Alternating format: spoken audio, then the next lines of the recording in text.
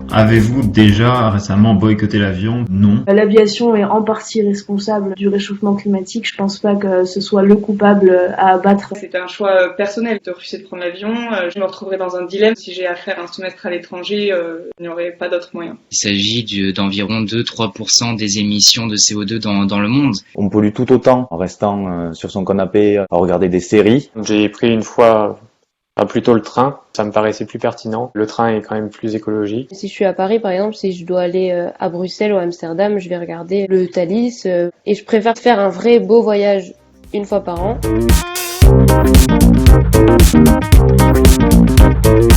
Par rapport aux enjeux climatiques, comment j'envisage de me déplacer demain? Lorsque l'on va à l'autre bout de la France pour faire une réunion qui dure 2-3 heures et ensuite on reprend l'avion, l'usage de l'avion n'est pas justifié. Pour traverser le monde, il n'y a rien de plus rapide, sécurisé, fiable que l'avion. Conscious efforts should be made to promote biofuels, solar charge batteries and hydropower projects. Si on a envie de faire un week-end entre amis, par exemple, au lieu de se dire on peut prendre Ryanair et aller à Barcelone pour 25 €, est-ce qu'on peut pas faire quelque chose en France? Le monde de demain ne sera pas un monde de mobilité illimitée. On voyagera peut-être un peu moins, peut-être un peu plus longtemps à chaque fois qu'on voyage. Essayer d'aller vers l'avion le plus à la pointe de la technologie et pousser un peu les entreprises et les compagnies aériennes à aller vers ces avions plus verts.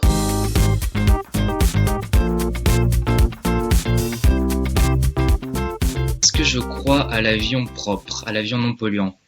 Alors bien sûr que oui, j'y crois.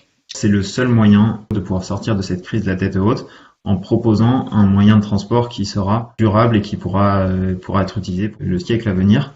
À voir ce qu'on fait aussi au niveau du recyclage des batteries, parce que finalement, en fait, le défi d'un avion durable est global. On parle de solutions d'avions à hydrogène dès 2035. Je pense qu'à plus court terme, on parlera tout d'abord de carburant alternatif, du kérosène à base d'huile de friture, qu'on a mélangé avec du kérosène normal et qui a permis de réduire les émissions de CO2. Donc c'est des systèmes qui marchent, des systèmes qui existent. Il manque le côté politique qui pousserait donc les entreprises à vouloir adhérer à ce nouveau type de carburant. Parce qu'il coûte aujourd'hui encore cher par rapport à l'essence ou au kérosène. Je ne crois pas à un avion propre dans sa globalité, puisque vraiment il reste à considérer pour moi tout le reste, c'est-à-dire de la construction au recyclage, passant par la maintenance et même, surtout d'ailleurs, par la production du carburant ou du biocarburant. Quand on parle de l'avion, c'est tout ce qui en découle aussi, quoi. Lorsque l'on arrive dans l'aéroport et toutes les activités qui y sont liées. Et là, je pense que c'est peut-être un petit peu plus compliqué de se dire que ça va être facile en y 30 ans d'avoir quelque chose de zéro carbone.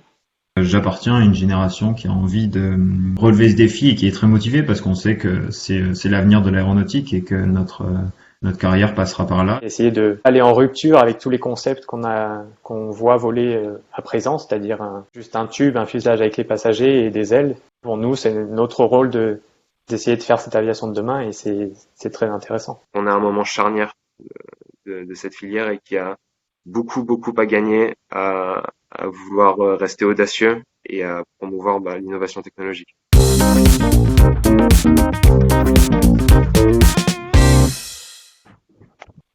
Si j'avais une question à poser, est-ce que aussi en changeant l'aviation, en rendant l'avion propre, on peut rester dans du end-to-end scénario, c'est-à-dire créer un avion propre, c'est bien, mais est-ce que les processus de création, est-ce que pour créer cet avion-là, on ne va pas polluer également? Est-ce que les ingénieurs d'aujourd'hui, croient qu'on sera capable de trouver un équilibre entre l'innovation technologique, le recyclage et la maîtrise du coût? Est-ce qu'on peut parler de génération sacrifiée pour les nouveaux diplômés, les jeunes diplômés qui débarquent aujourd'hui sur le marché du travail dans le secteur de l'aéronautique?